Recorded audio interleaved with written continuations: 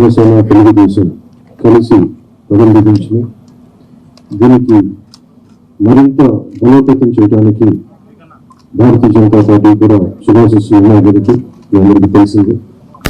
ఇదే కాబట్టి ఎలా వెళ్ళిపోతున్నాం, ఎట్లా వెళ్ళిపోతున్నాం, ముందు పెద్దలు మాజీ ముఖ్యమంత్రి ప్రతిపక్ష నాయకులు శ్రీ నారా చంద్రబాబు నాయుడు గారు వివరిస్తారు. ఆ తర్వాత జనసేన ఎన్ని స్థానాల్లో పోటీ చేస్తుందో తెలియజేస్తారు.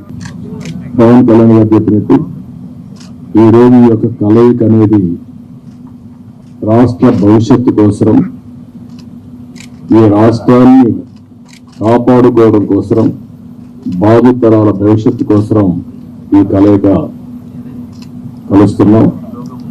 అదే మాదిరిగా ఈ కలయికలో భాగంగా ఇద్దరు కలిసి చాలాసార్లు మాట్లాడుకున్నాం. పార్టీ నాయకులు కూడా మాట్లాడుకున్నాం. అన్ని మాట్లాడిన తర్వాత 175 సీట్లలో 24 సీట్లు జనసేన పోటీ చేస్తుంది. 3 పార్లమెంటు జనసేన పోటీ చేస్తారు. మిగిలిన సీట్లలో తెలుగుదేశం పార్టీ ఉంది.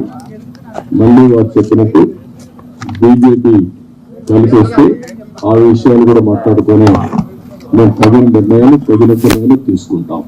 కొన్నే ప్రకటించారు అండ్ డెఫినెట్ గా తర్వాత నాయకులతోటి మాట్లాడుకున్న తర్వాత డిసిషన్ అనేది ఆ నాయకత్వం వారి నాయకత్వంతో మాట్లాడుకుంటుంది. ఆ తర్వాత వారు రాజీకి వస్తారు, అండర్స్టాండింగ్ వస్తారు. అది వారి మాటల మీద ఆధారపడి పైనుండి మాకు పొత్తు ఉన్నది ఇన్ని సీట్లు అని చెప్పేంత వరకు 175 + 25 వాటి మీద కింద కార్యకర్తలు పనిచేస్తారు.